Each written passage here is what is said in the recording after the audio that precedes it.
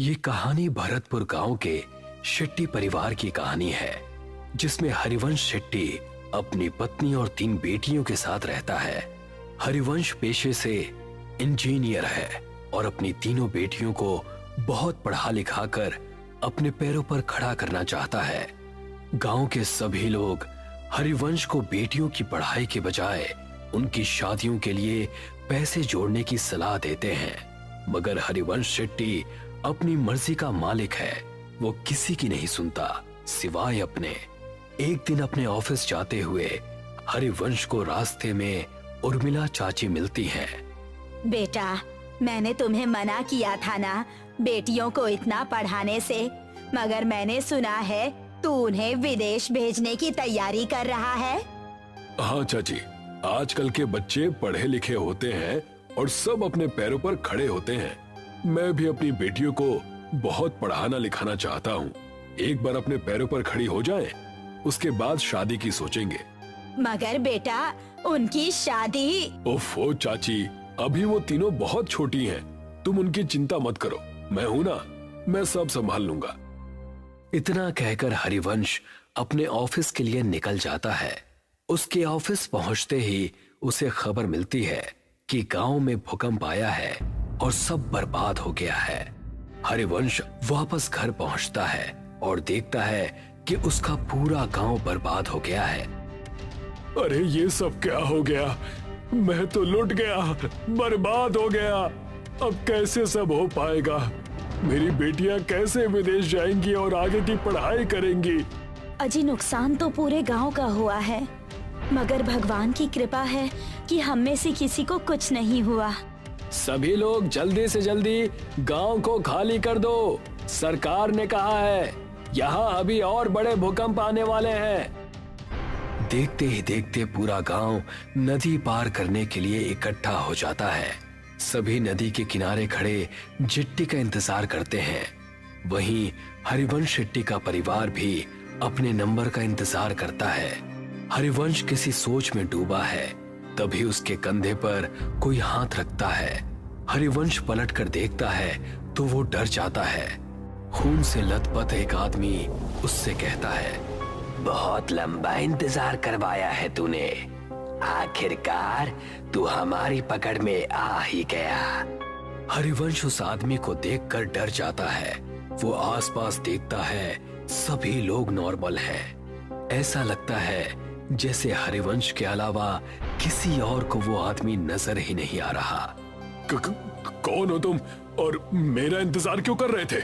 आत्मा कुछ कहती कि तभी हरिवंश की सबसे छोटी बेटी उससे कहती है, पापा, हम कब से यहाँ इंतजार कर रहे हैं। सबका नंबर आ रहा है, मगर हमारा बोट में नंबर ही नहीं आ रहा। अब तो मुझे बहुत जोर से भूख भी लग रही है। क्या दिन देखने पड़ रहे हैं ना इंजीनियर। जब अपनों के साथ कुछ बुरा होता है ना, तो हमें कहीं चैन नहीं मिलता। सही कहा ना मैंने? मगर तुम हो कौन और मुझसे क्या चाहते हो? तभी हरिवंश की नजर नदी के बीचों बीच चल रही नाव पर पड़ती है, जहां से बहुत चीखों की आवाजें आ रही हैं। नाव नदी के बीच हिचकोले खाने लगती है। तभी हरिवंश की नजर नदी में कुछ आत्माओं पर पड़ती है, जो जेट्टी से कुछ लोगों को पानी में गिराने की कोशिश कर रहे हैं। जो आदमी नदी में गिरता जाता है, वो आत्माएं एक एक करके उनका गला मरोड़ती, तो कोई आत्मा किसी का खून पीती है। इतना भयानक मंजर देखकर हरिवंश मन में सोचता है, शायद इन आत्माओं को आदमियों से प्रॉब्लम है, इसीलिए ये सिर्फ आदमियों को मार रही हैं। अगर मैं मेरे परिवार के साथ गया तो ये मेरे साथ साथ उन्हें भी नुकसान पहुंचा सकती हैं, जो मैं बर्दाश्त नहीं कर सकता। इतना सोचते हुए हरिवंश वहां से उल्टा गांव की तरफ भागना शुरू करता है और उसके परिवार वाले उसे वापस आने को कहते हैं। अरे, वहाँ कहाँ जा रहे हैं आप? गांव में खतरा है, लौट आइए। हाँ पापा, वापस आ जाइए ना प्लीज।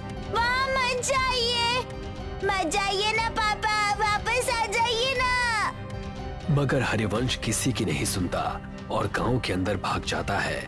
वो जैसे ही गांव में जाता है वो देखता है वहां कोई नहीं है, एकदम सन्नाटा छाया हुआ है। हरिवंश अपने उजड़े हुए गांव को चारों तरफ से देखता है। तभी उसे एक आत्मा उसकी ओर दौड़ती हुई नजर आती है। हरिवंश अपनी जान बचाकर वहां से भागता है। भागते भागते थक जाने के बाद हरिवंश एक सरकारी स्कूल की बिल्डिंग के बाहर बैठ जाता है। वहां भी उसे सब उजड़ा हुआ दिखता है। तभी दो छोटे बच्चों की आत्मा हरिवंश के पास आती है और उससे कहती है, अंकल, हम तो मासूम से बच्चे थे ना, आपने हमें क्यों मार दिया? अब आपका नंबर है। मैं इन बच्चों को क्यों मारूंगा भला? मैं खुद बेटियों का बाप हूँ। हे भगवान, ये सब क्या हो रहा है मेरे साथ? वहाँ मेरा परिवार भी अकेला है। मुझे लगता है इन सबको कोई गलतफहमी हो रही है। हरिवंश ऐसा मन में सोच रहा होता है कि तभी एक भयानक औरत की आत्मा वहां आ जाती है और हरिवंश से कहती है, जब अपने परिवार से इतना प्यार करते हो तो दूसरों के बारे में कभी क्यों नहीं सोचते?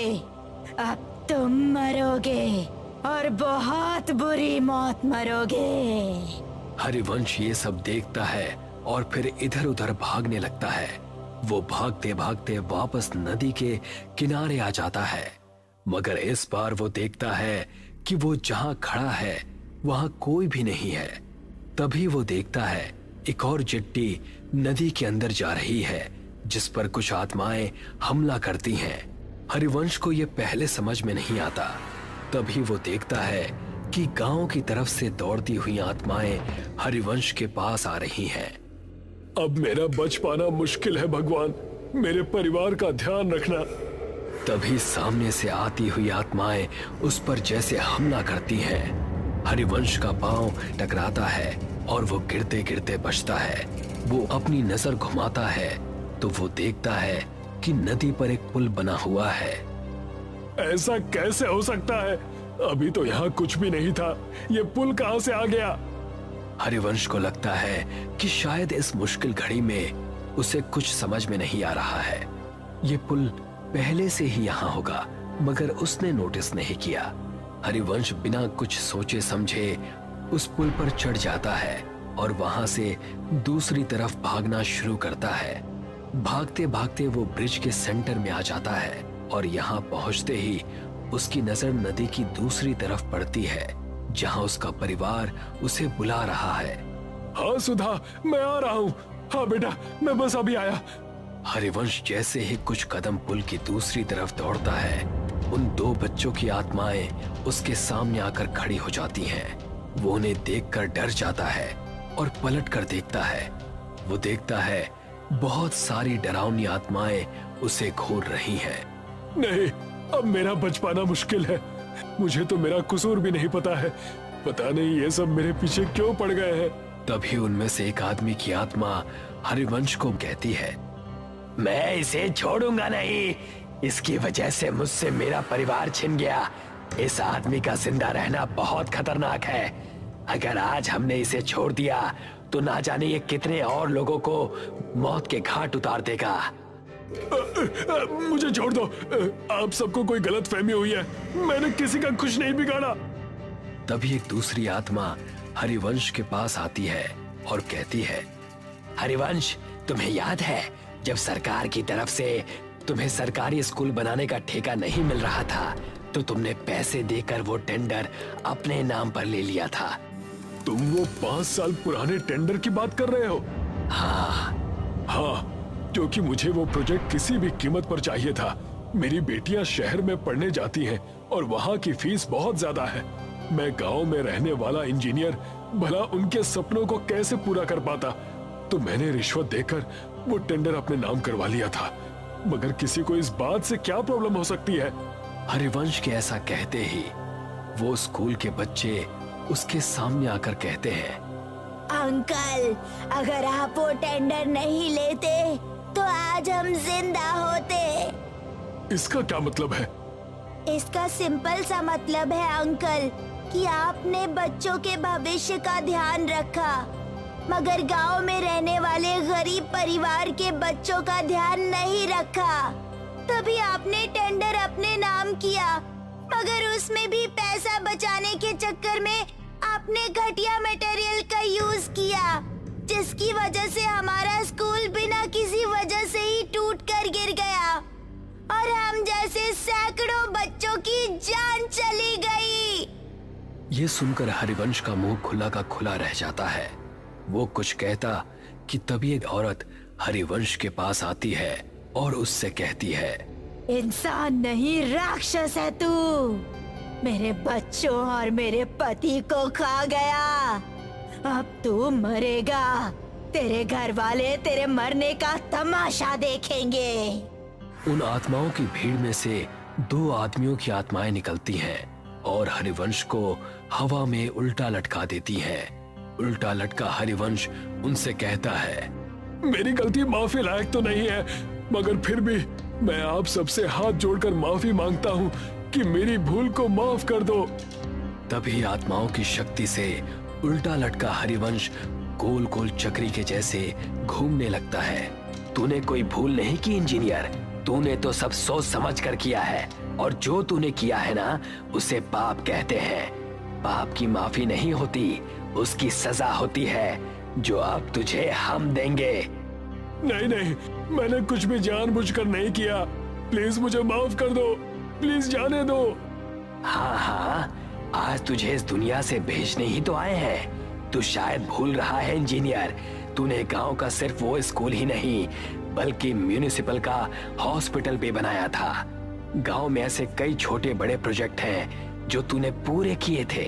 और हाँ, आज जो ये तू इस ब्रिज में झूल रहा है, ये भी तो तूने ही बनाया था।